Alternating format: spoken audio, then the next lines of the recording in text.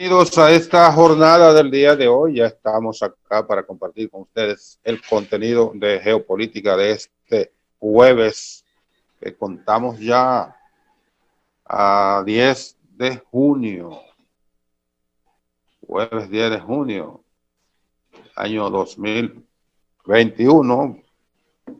Estamos en el primer tercio del mes, número 6.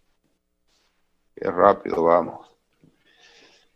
Como siempre recordamos, geopolítica por todas las plataformas de EN Televisión, incluyendo entelevisión.com para los que están fuera del país.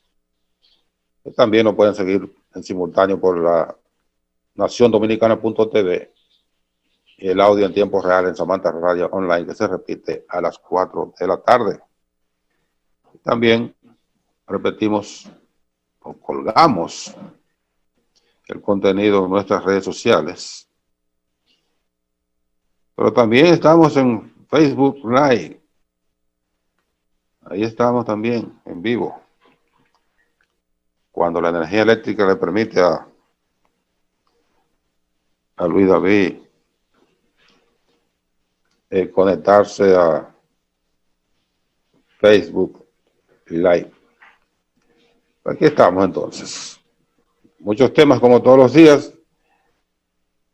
Vamos a conversar en el día de hoy con el buen amigo Inocencio García. Vamos a analizar un poquito el entorno político latinoamericano y otros temas interesantes con Inocencio, que es un experto en política exterior y que en un rato lo tendremos. 8:03 de la mañana del 10 de junio, 24 grados de temperatura a esta hora, llegaría a los 30 grados centígrados conforme avance el día, según el reporte de meteorología, el satélite meteorológico. De las noticias que están para ser analizadas en el día de hoy, que podría tener de los hechos que podrían evolucionar en el día de hoy, tenemos que ayer la Comisión del Senado de la República que evalúa las ternas para el Defensor del Pueblo, anunció que ya tenía listo el informe, que lo iba a rendir en la próxima sesión, que debe ser hoy, para escoger el Defensor del Pueblo. De inmediato lo que se perfiló, aunque no dijeron el nombre, pero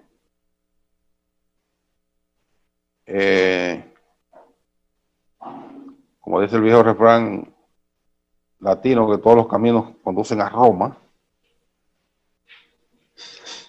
todos los caminos conducen a que van a elegir a Pablo Ulloa como Defensor del Pueblo. Y eso, aunque no ha estallado todavía, pero ha creado cierto malestar al interno del Partido Revolucionario Moderno, que un segmento importante de ese partido le tomó la palabra a la dirección, que había comprometido esa palabra con Fidel Santana. Parece que a Fidel le sacaron la alfombra a última hora. Eso es lo que se está barajando.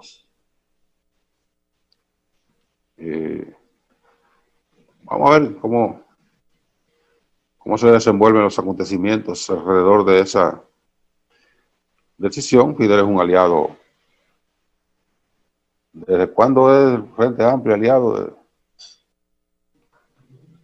Creo que tiene 8 años siendo aliado. Parece que no va.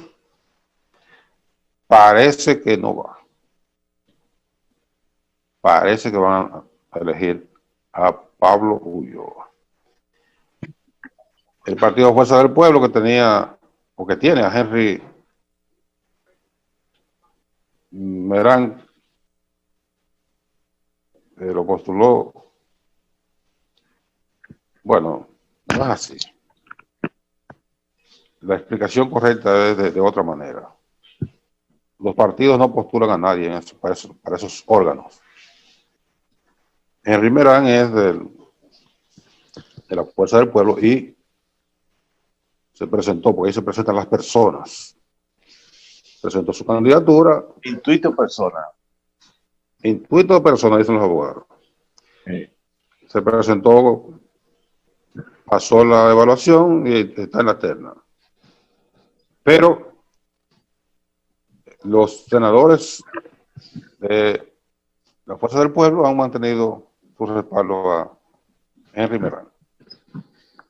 Ayer, cuando se presentaba, se anunciaba la presentación del... Bueno, fueron unos trailers nada más. La presentación del informe, tanto el presidente de la comisión como otro senador dijeron que el informe no había sido firmado por la Fuerza del Pueblo. No solamente no había sido firmado, sino que el senador Johnny Sánchez se paró de la mesa y no terminó de concluir.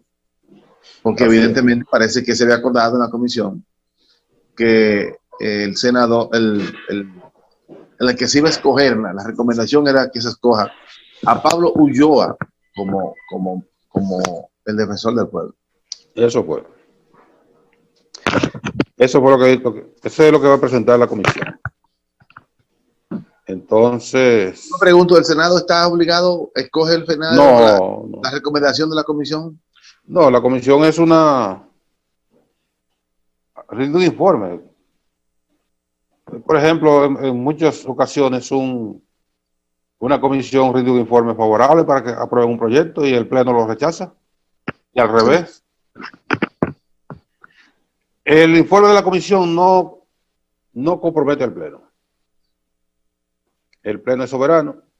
Sí, pero de alguna manera es un parámetro, porque cuando lo mandan a la comisión, para que la comisión pueda triturarlo, ¿verdad? Desmenuzarlo y llevarlo masticado al pleno del Senado. Sí, pero todos los senadores no están obligados, aunque llegue masticado, a tragarlo. No, claro que no. Para seguir con tu explicación gastronómica, mi metáfora, anatómica. Una metáfora, porque evidentemente que para escoger al defensor del pueblo, que tiene que ser una mayoría, digamos, absoluta, sí, mayoría calificada, como se llama, debe tener el consenso de varias de las organizaciones. Me explico, el PRM solo como partido, como fuerza mayoritaria en el Senado de la República, no tiene los votos suficientes para decir de fulano no da. Pero tampoco lo puede hacer la Fuerza del Pueblo, que tiene 8 senadores, ¿verdad? 9 y el PLD tiene 3, mucho menos. Es decir, mucho menos. Tiene que ser un acuerdo entre la primera mayoría, que es el PRM, y la segunda mayoría, en este caso el PLD, o la otra mayoría, el PRM, la Fuerza del Pueblo. Sí. Bueno, y si el de la Fuerza del Pueblo no firmó el documento, no se puso de acuerdo, significa que el PRM se puso de acuerdo con la otra mayoría, con el PRM, con el PLD. Con la otra bancada. Con la otra bancada, que por demás ellos eran los que proponían a Pablo Ulloa. Sí, mira, como eso es una mayoría calificada y PRM y PLD hacen una mayoría calificada pero precaria. Muy precaria, pero la hacen. Si se para un senador del PRM y no vota, se cayó. Cayó la terna. Eso es en el caso hipotético de que todos los de la Fuerza del Pueblo no voten, se abstengan. No, va a ser así, según dijeron ellos. Pero que un senador del PRM no vote por esa línea, Eso tú descártalo. Porque mira qué pasó, qué está pasando en este caso. El presidente Luis Abinader tenía el compromiso con Fidel Santana. Dicen, ¿verdad? Dicen. Y un sector, No lo sabe. entre los cuales hay varios funcionarios importantes, apoyaban o apoyan a Fidel Santana. En las últimas horas surgió, no se sabe por cuáles razones de estrategia política, que yo no lo entendería, surgió entonces la dirección contraria. Y a Fidel Santana le hicieron saber que, mira, por circunstancias, bla, bla, bla, ya no va al defensor del pueblo. Pero lo que quiero decir que si el presidente tenía el compromiso y no logró convencer a todos los senadores del PRM para que aprueben la candidatura de la designación de Fidel, entonces va a lograr a todos los senadores en la vía contraria. Si lo logra, no es verdad que estaba apoyando a Fidel. Ya tú tocaste la palabra clave. Claro que el presidente puede lograrlo. Y logró poner en la Junta a uno que no lo querían la mayoría de sus senadores. Y él lo impuso. No, pero ahí hubo sí, circunstancias. Y ahora también, y si él ahora quisiera a Fidel Santana y honra su compromiso, si es verdad que lo tiene, ¿verdad? Como dicen. Claro que lo impone. Si dice que es él, no va a pasar nada. Él tampoco ha dicho públicamente que está de acuerdo con Fidel. Claro, eso es lo que digo. Si él dice que es Fidel, súper simple, será Fidel. Dicen que lo apoyaba. Eso es el evangelio según el que está hablando. Eso es bueno, porque siempre se dice, el evangelio según tal. De un fulano. Es decir, la duda siempre está en el medio. Entonces,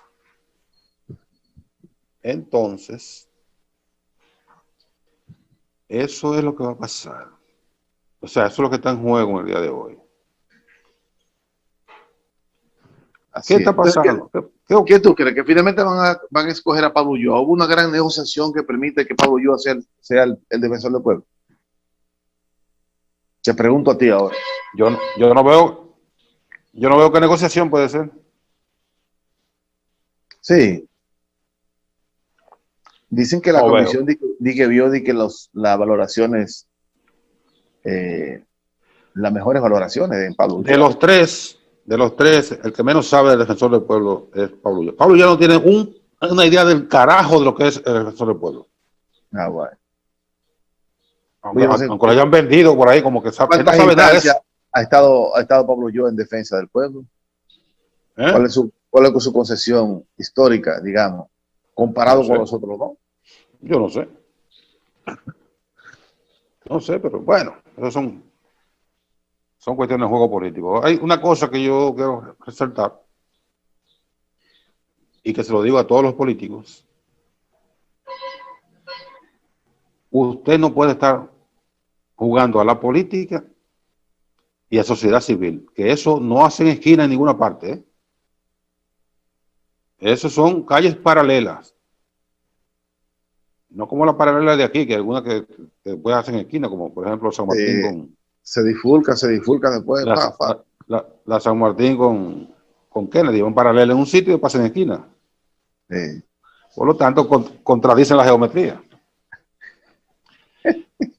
Pero en la política, usted o es político o es sociedad civil. Esa mezcla no pega.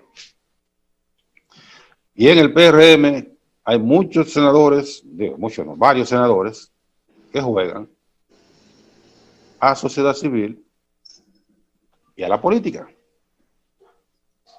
Identifico dos rápidamente. Antonio Tavera Guzmán y Farideh Raful.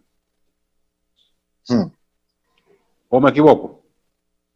No, ellos, por eso no es innegable, porque en el caso del senador Antonio Taveras, ha estado siempre en una línea y ha creado un discurso con relación a lo que él piensa, a la visión que él tiene sobre muchísimos aspectos de la sociedad dominicana. Y yo creo que él fue llevado desde esa posición, es decir, él no era un actor político, sino siempre ha sido un actor civil, que ahora es senador.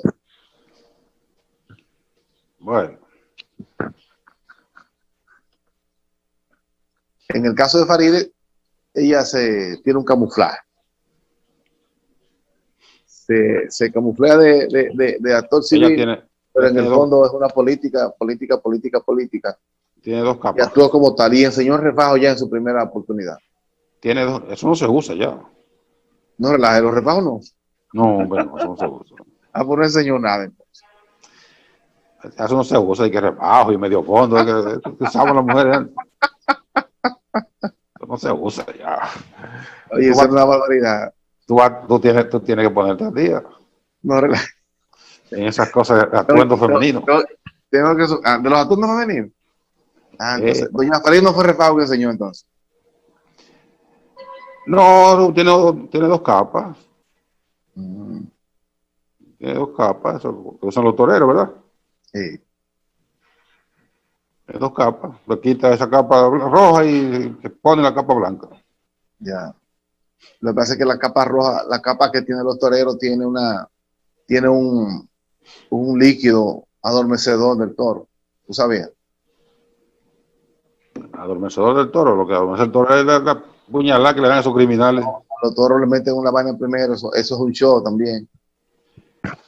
Es un show, por eso se pasa la vida matando toros. Y cuando el toro engancha a un torero, entonces hay un escándalo. Sí.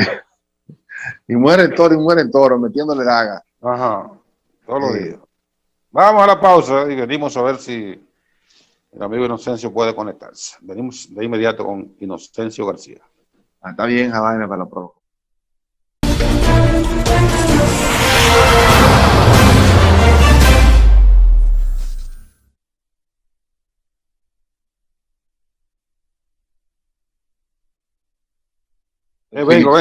Vengo.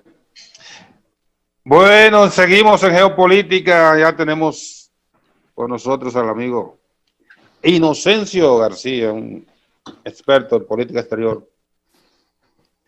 Y vamos a conversar con él sobre los acontecimientos del entorno geopolítico y también lo más próximo que tenemos, que es son las relaciones con Haití y las dificultades que se han presentado en las últimas semanas, concretamente con el tema del río Dajabón. El río Dajabón, que le dicen río Masacre, pero que está establecido que ese río nunca se ha llamado así, que fue que los franceses asesinaron a un grupo de personas, entonces le pusieron Le Rivière de la Masacre. Eso es.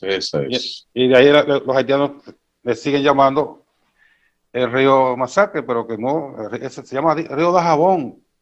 Río Dajabón. Por la palabra indígena. Sí, pero además hay una gran obra dominicana que hace un relato sobre lo que fue la matanza del 37 y le llama altamente conocida como fue el masacre de Pasapié. Así es que quizás es por donde más se conoce el nombre del masacre. Sí, pero el nombre le viene por el siglo XVII. Sí. Yo digo quizás por el acontecimiento que más más próximo. Sí, claro. Es lo más cercano. Buenos días, Inocencio. Buenos días, Nelson, Leandro. Muchas gracias de nuevo por la invitación. No, gracias. Gracias a ti. Nos pone en contexto algunos acontecimientos. Vamos a venir lo más rápido, lo menos conflictivo en términos electorales, porque en términos sociológicos y criminal, lo más duro es México. Pero políticamente, el tema de México pasó rápido, unas elecciones bastante amplias, pero ya se supo en la misma noche hacia dónde caminaban las tendencias, y aunque el partido Morena no obtuvo la mayoría absoluta, con las alianzas consiguió una mayoría importante en el Congreso, los ayuntamientos y las gobernaciones, pero se reafirmó como el principal partido de México. Así es. Bueno, decirles a ustedes, Nelson y Leandro, que parece que la cuarta transformación, yo le decía a un amigo cuando inició el gobierno de López Obrador, amigo de la antigua izquierda, que no estaba creyendo en la política que estaba iniciando López Obrador, le decía, bueno, es que algo distinto hay que hacer, porque por el curso en que México iba, bueno, ya México estaba convertido en una tragedia regional, un país tan importante que hace límite con Estados Unidos, que es la primera potencia mundial, pero además tiene la influencia de lo que los Estados Unidos conceptualizan como el Triángulo Norte, con los problemas fundamentalmente migratorios y con los problemas de crimen organizado de toda esa zona. A propósito, la vicepresidenta Kamala Harris visitó, acaba de concluir una visita a Guatemala y a México, que ella ha calificado de exitosa porque firmó con ambos gobiernos, ambos países firmó acuerdos sobre el tema migratorio, ¿no? Pero yéndonos al caso actual de México, que es las recién elecciones intermedias, cuando le decía a ese amigo que algo distinto había que hacer, porque México no podía seguir por ese enfoque neoliberal que había destruyó su infraestructura industrial, productiva, inclusive hasta comercial, ¿no? Empezando por todo el tema de Pemex, que López Obrador, a brazo partido, está tratando y lo está logrando de darle un giro distinto a esto y poder entonces convertir a Pemex de nuevo en lo que Pemex era hace quizás 60 o 50 años atrás, ¿no? Y todo ese proceso fue destruido a partir de la introducción de manera salvaje del modelo neoliberal a partir del gobierno de Carlos Salinas de Gortari. Pero el hecho es que esa cuarta transformación parece ante la población mexicana está dando resultados, porque recién acabo de recibir un análisis que me envió el doctor Pablo Mariñez desde México, y resulta que en la elección anterior los Morena y sus aliados sacaban 43.1%, y resulta que ahora están sacando alrededor de 1.5 por encima del anterior, lo que indica que el electorado que votó por esa coalición se ha mantenido firme y ha ganado otro porcentaje del electorado mexicano, lo que indica que, tal como tú lo has dicho, Nelson, que Morena, que fue un desprendimiento, ¿no, verdad?, sucesivo del PRI, del PRD, ¿no, verdad?, y se convierte en lo que ya conocemos como Movimiento de Renovación Nacional, ya definitivamente se convierte en el partido principal de México, Pero, ¿qué lectura y qué lecciones debemos sacar de esto? Bueno, que yo decía en un programa, en otro programa de televisión, que estos estados, cuando entró con fuerza a partir de 1979, en el caso de Margaret Thatcher en el Reino Unido, y luego a partir de la década del 80 con Ronald Reagan, que fueron los que empujaron ese proceso que se inició a partir de 1960, que tiene que ver con todo el tema de implantar lo que algunos autores llaman al neoliberalismo, el ultraliberalismo. Lo que indica es que estos estados que fueron, como dice un autor que tengo acá, apellido Perús, que estos estados se les dejó en el marco del modelo neoliberal, le dejaron solo funciones en muchos casos, con sus diferencias, funciones de militares y de policía. ¿Pero por qué? Porque el modelo neoliberal y sus actores planteaban que las políticas públicas o sociales eran distorsiones del mercado. Sí. Y que entonces, bueno, había que dejar mano libre al mercado, porque el mercado era el ordenador de todos los procesos económicos, sociales e inclusive políticos, ¿no? Político también. Y entonces dice Perús que en América Latina prácticamente los estados fueron descabezados. Y bueno, un ejemplo de esto somos nosotros en el marco, y Centroamérica en el marco del DRCASTA, revisando los resultados del DRCASTA, tú te das cuenta que al único país, como tenía que ser, por su fuerza, que le haga convenido el DRCASTA es a Estados Unidos. Bueno, ¿por qué ellos le impusieron la política a todo el mundo? Claro, tú tienes, por ejemplo, un tratado de libre comercio donde tú no puedes subsidiar del lado débil de la ecuación, como somos nosotros y los países centroamericanos, pero resulta que Estados Unidos financiaba desde el mismo momento en que empezó el DRCASTA con más de $1.000 millones, no solamente la producción agrícola, sino también financiaba la exportación de productos agrícolas en el marco del DRCASTA. En el caso de México,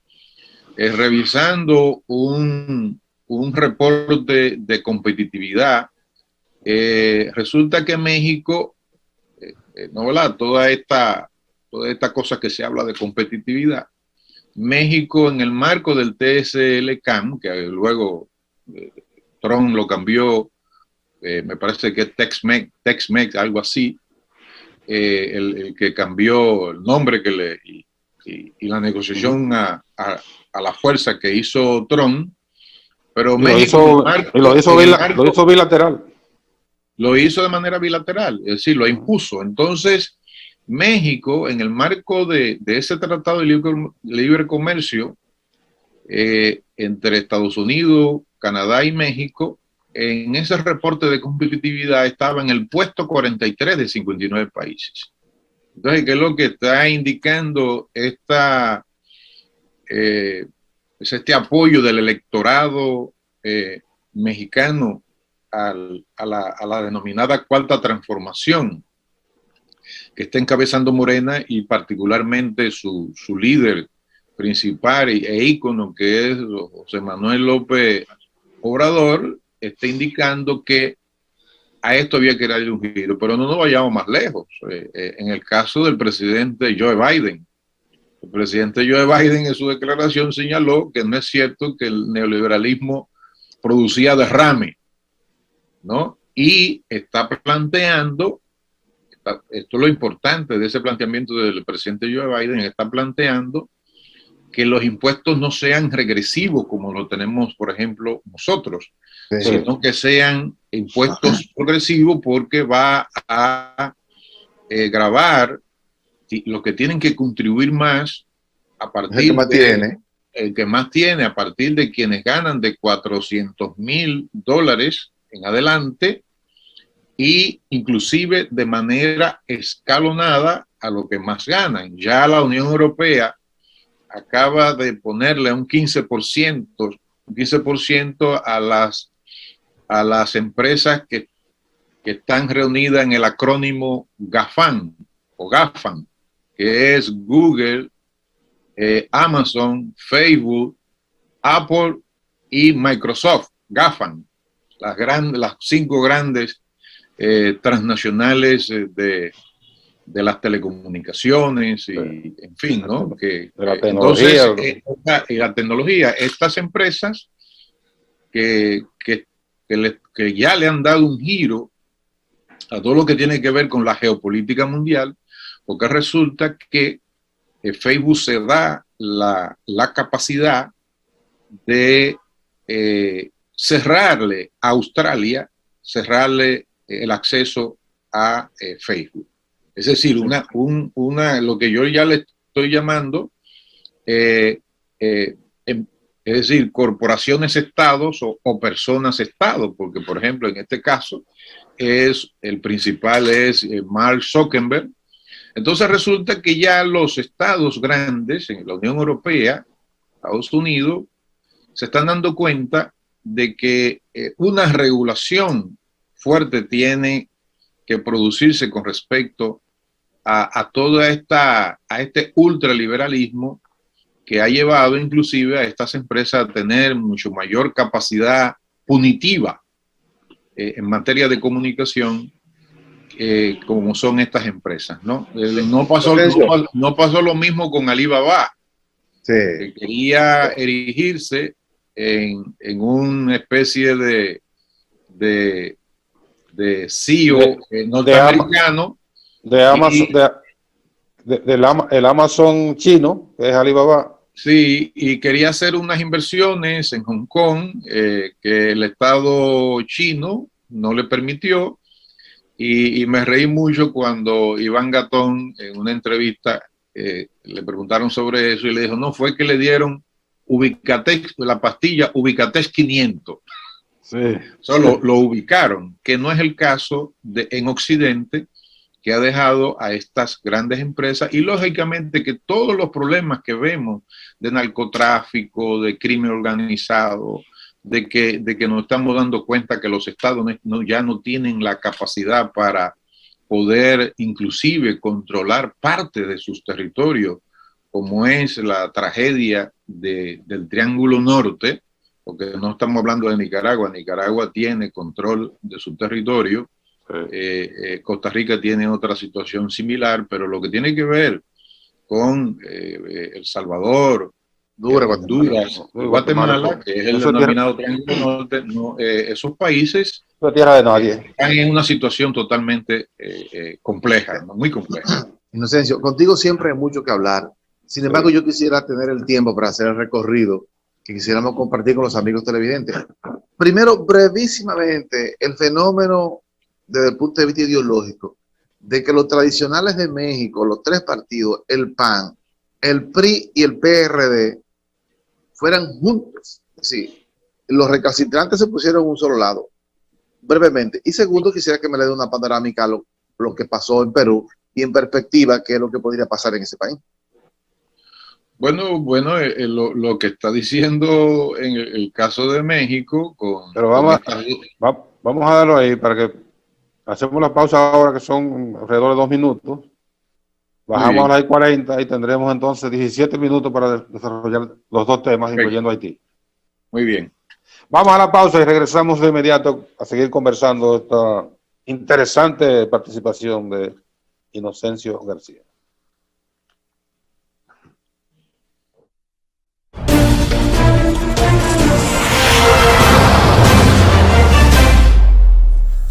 Porque al contrario, ahí empezaron las cabezas, ¿no? La ramificación se hizo mucho mayor, y todo el tema de ingobernabilidad y de tragedia que México ha vivido ha sido en gran parte por esa mala política, mientras que es todo lo contrario. Al presidente López Obrador se le criticó porque en uno de los enfrentamientos de las fuerzas de Estado contra grupos de narcotráfico, ahora no recuerdo en cuáles de las ciudades, resulta que se ordenó no iniciar la guerra que se iniciaba en el marco de los gobiernos del PAN, y particularmente Felipe Calderón, porque el presidente López Obrador decía, y el gobierno mexicano decían, que vamos a ver, ¿cuál sería el equilibrio, el beneficio entre entrar en una ciudad donde hay personas, donde viven familias, entrar como si fuera una guerra civil y donde precisamente mueren personas inocentes para matar o agarrar a dos narcotraficantes, o hacerlo de otra manera? Entonces lo que hizo el gobierno de López Obrador fue también entrar en conversación con Estados Unidos para que controlaran la venta de armas de grueso calibre, armas automáticas, es decir, que controlaran eso, ¿no? Como en Estados Unidos hay libertad de comercio en materia de armas de grueso calibre, armas automáticas, entonces fue enfocar esa política de lucha contra el crimen organizado de una manera mucho más inteligente, y a pesar de que todavía persisten, porque eso es un fenómeno estructural, no es coyuntural, eso no se va a resolver en un solo gobierno, los niveles de violencia en México han bajado de manera considerable. Entonces, en el caso con respecto a la pregunta de Leandro, bueno, yo creo que eso va a ocurrir en muchos países de América Latina en procesos electorales, ¿no? En el caso de México, lo que se están definiendo ya son dos grandes tendencias. Una, vamos a llamarle progresista, como se le quiera llamar, progresista, de izquierda, ¿no? Yo le diría, aunque no guste este término, nacionalista y patriótica. Es decir, una corriente que defiende... Y más humana. Y más humana, que defiende los intereses del Estado, del país, ¿no? Para sus ciudadanos. Y otra corriente que, bueno, ahí están los ejemplos, ¿no? De presidente convirtiéndose, cuando salen, presidente mexicano convirtiéndose en asesores de empresas transnacionales a la que favorecieron en sus respectivas sexenios. Entonces, bueno, lo que se está dando es eso. Miren el caso de Chile. Me decía un amigo en el 2019, exfuncionario del gobierno de Piñera, que me dijo: mire, Inocencio, si aquí no se resuelven los problemas de seguridad social, los problemas de las pensiones, etcétera, ¿no? Aquí va a haber un levantamiento en 5 años. Y resulta que ocurrió en 6 meses. En 6 meses. Porque fue en abril y ya en octubre se estaban produciendo lo que ya conocemos. Y mire lo que ha producido el movimiento social, donde toda la concertación fue barrida, porque se acostumbraron en la concertación, en un libro que traje de allá, de Miguel Otón, el sociólogo, se acuñó la expresión en el marco de la concertación cuando era necesario tomar decisiones de gran calado en términos de cambiar la constitución, el torniquete que dejó la constitución de Pinochet, se acuñó la frase de mejor no, dejemos eso para luego, y lógicamente lo barrieron. Lo barrieron porque no se ocuparon de cambiar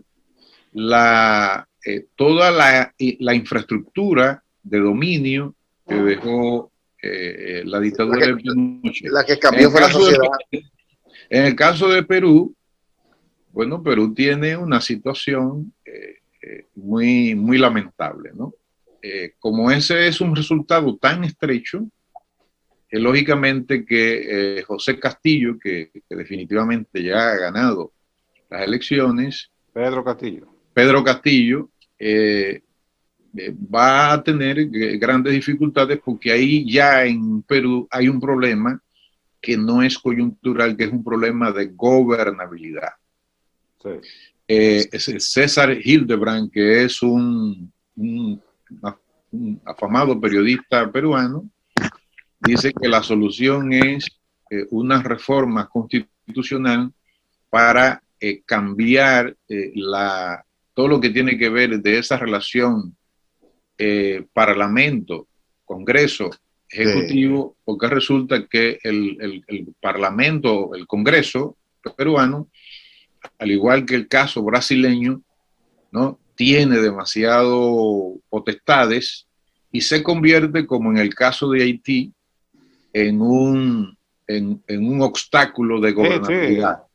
Es un torpedero contra el Ejecutivo. Contra las políticas públicas que el Ejecutivo debe de emprender. Definitivamente en Perú hace falta una gran concertación para por lo menos ponerse de acuerdo con grandes temas que le dé estabilidad política a ese país, porque no puede haber 5 presidentes en 4 años. Pero por ahí un problema, porque el 5 presidentes en 4 años lo que te indica es que hay un grave problema de gobernabilidad. Claro. Desastre. El caso de Haití y de República Dominicana, pues, lamentablemente en apenas 3 minutos, Inocencio, imagínate. Bueno, pero podemos resumirlo en la manera siguiente. Antes, mira, Inocencio, antes que tú termines, para que terminamos contigo, no deje fuera el aspecto de China, que está muy caliente, sobre todo en República Dominicana, a partir eso es demasiado profundo y amplio, sí, Leandro. Pues, bueno, sería bueno un programa para una parte de otro programa para eso, porque es así dijimos la última vez que tú estabas aquí. Y lo abordó bastante en el próximo. Sí, se lo abordó. Bueno, en el caso Leandro y Nelson, del contencioso, la controversia que tenemos con Haití, decirles lo primero que eso no es una conducta nueva, es una conducta desde el nacimiento de la república, de las repúblicas, de los estados. Por ejemplo, para ponerle uno de la era de Trujillo, en 1951, se estaban estudiando del lado dominicano, en el río Altibonito, se estaban haciendo estudios entre las pirámides 111 y la 112, y el gobierno haitiano envió una nota de protesta porque entendían que esas eran obras que se estaban haciendo y que estaban violando el Tratado de 1929. Luego se demostró que eran estudios que se estaban haciendo, pero déjenme decirle, esa negociación, que es una de las características de las negociaciones diplomáticas que tenemos con Haití, duró desde 1951 hasta 1956. En el caso que nos ocupa, la Fuerza del Pueblo, antes de ayer, en la que yo participé, emitió una declaración con los medios de comunicación sobre la construcción del canal derivador que está construyendo Haití en torno a las aguas del río Dajabón, o llamado Masacre, que ya ustedes, Nelson, ha definido cuál es la razón histórica de que se le llame Masacre, pero en términos históricos, antiguos y precolombinos, es el río Dajabón. Entonces, vamos a dar algunos datos. Por ejemplo, de esos 55 kilómetros de longitud que tiene el río Dajabón, que nace en la República Dominicana, en Loma de Cabrera, provincia de Dajabón, en la Loma Pico del Gallo, solo un 12.72% es binacional, es transfronterizo. Es decir, son 7 kilómetros de los 55 y eso da 12.72%. Es decir, que es un río dominicano. El río entra en un trayecto y vuelve y sale. Y sí, exacto, y luego se va a la bahía de Manzanillo, ¿no? Termina en la bahía de Manzanillo cuando entra ya al mar. Entonces, solamente son 7 kilómetros de río transfronterizo, lo que indica que es, al igual que el Altibonito, un río dominicano. Ahora bien, ¿cuál es la postura de la Fuerza del Pueblo? Nosotros hemos llamado a que eso no se deje en suspenso, se deje en el limbo, porque no conviene a la República Dominicana dejar eso en el limbo, porque, por ejemplo, le decía yo en una de las respuestas a las preguntas en la rueda de prensa, que este problema de la inconstitucionalidad del gobierno de Jovenel Moïse no es nueva, porque lo tuvo el presidente Preval, que también gobernó por decreto, cuando el 11 de enero de 1999 eliminó al Parlamento y no se pudo instalar la 47ª legislatura. Entonces, la segunda propuesta es decir, que se resuelve a través de la Comisión Mixta Bilateral, es lo que estamos diciendo. Y la segunda propuesta de la Fuerza del Pueblo es que de reanudarse el diálogo a través de la Comisión Mixta Bilateral, entonces la condición es que de manera irrestricta Haití pare la construcción, ¿no?, del canal delibador de las aguas del río Pedernales y que cumpla con el artículo 10 del Tratado de 1929, el Tratado de Paz, Amistad Perpetua y arbitraje entre los dos países, ¿no? Esa es la postura. Déjalo ahí, pon el día cuando quiera volver, tú me dices. Muy bien, está bien. Se nos fue el tiempo. Cada vez que ahí tenemos entrevista con Inocencio de lo mismo. Yo le escribo, ya Nelson me abrió la posibilidad, ¿no? Sí. Mira, y vamos a hablar del caso de China cuando tú vuelvas de manera muy amplia. Está bien. Eso, muy bien.